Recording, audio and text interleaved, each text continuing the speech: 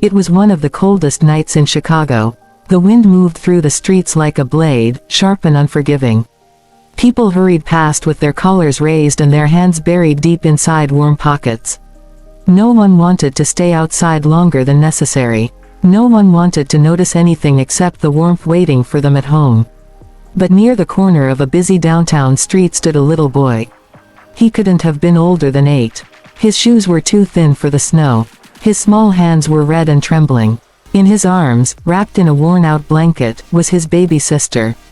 She was shaking, her tiny face pale from the cold. Cars passed. Expensive coats brushed by. No one stopped. Then a black luxury car pulled up in front of a 5-star hotel. A tall man stepped out, adjusting his gloves. He looked important, confident, the kind of man who was used to being listened to. The boy gathered his courage and stepped forward. "Sir." The man didn't stop at first. "Sir, my baby sister is freezing." Those words made him pause. He turned slowly. For a moment, their worlds collided. A powerful CEO, respected across the city, and a little boy with nothing but hope in his voice. The wind blew harder. The baby let out a weak cry. "She hasn't eaten today," the boy said quietly. "And she's so cold." The man looked at the building behind him. Inside, a business dinner waited.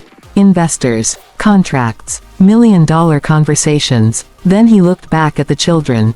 Something shifted inside him. Without saying a word, he removed his expensive wool coat. Snowflakes landed softly on his suit as he stepped closer. Gently, carefully, he wrapped the coat around the baby, tucking it around her tiny shoulders. The warmth swallowed her. People nearby slowed down, watching in surprise. But he wasn't finished. "What's your name?" he asked softly. "Daniel," the boy replied. "And hers?" "Emily." "Where are your parents?" Daniel's eyes dropped to the ground. "They're not coming back." The words hung heavy in the air. The man swallowed hard. He opened the car door. "Get in," he said. The driver looked confused. "Sir, your meeting. Cancel it." His voice was calm, but firm. For the first time in years, business did not matter. Humanity did. Daniel hesitated for only a second before climbing into the warm car, holding Emily tightly. The heater wrapped around them like invisible arms. Instead of dropping them at a shelter, the man gave an address the driver had never heard before. His home. The gates opened to a large, beautifully lit house. Inside, warmth waited. Firelight flickered. The air smelled like safety.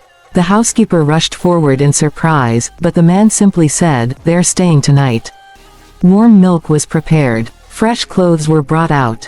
Soft blankets replaced the thin, worn fabric Emily had been wrapped in. Daniel didn't let go of his sister, not even for a second.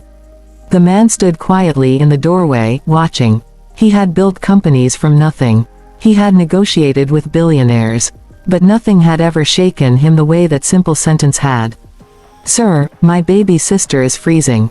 That night, he couldn't sleep. He walked past the guest room where Daniel sat awake beside Emily's crib, just watching her breathe. Protecting her the only way he knew how. The next morning, the man made phone calls. Not to investors, not to board members, but to social services, to child welfare agencies, to his legal team. He learned their story. A sudden accident. No relatives able to take them. A system too slow to catch up before winter did. Weeks passed. He personally funded a safe foster placement. He made sure they would stay together. He covered education, healthcare, everything they would need. But he didn't stop there.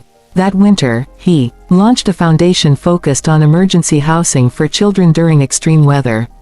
Hotels partnered. Shelters expanded. Thousands of coats were distributed across the city. Millions of dollars moved with one goal in mind. No child would ever have to say those words again.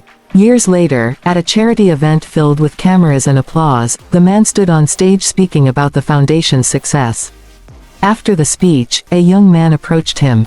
Confident, strong, well-dressed. "Do you remember me?" the young man asked. The CEO looked closely. And then he saw it. The same eyes. "Daniel," he whispered. Standing beside him was a young woman, smiling warmly. "This is Emily," Daniel said. "She's in college now." For a moment, the noise of the room disappeared. "You saved us," Daniel said. The man shook his head gently. "No, He replied softly. You reminded me who I was supposed to be. Sometimes kindness doesn't come from power. It awakens it. One small voice, one cold night, one decision, and a ripple that changed thousands of lives. Because kindness doesn't require permission. It only requires a choice.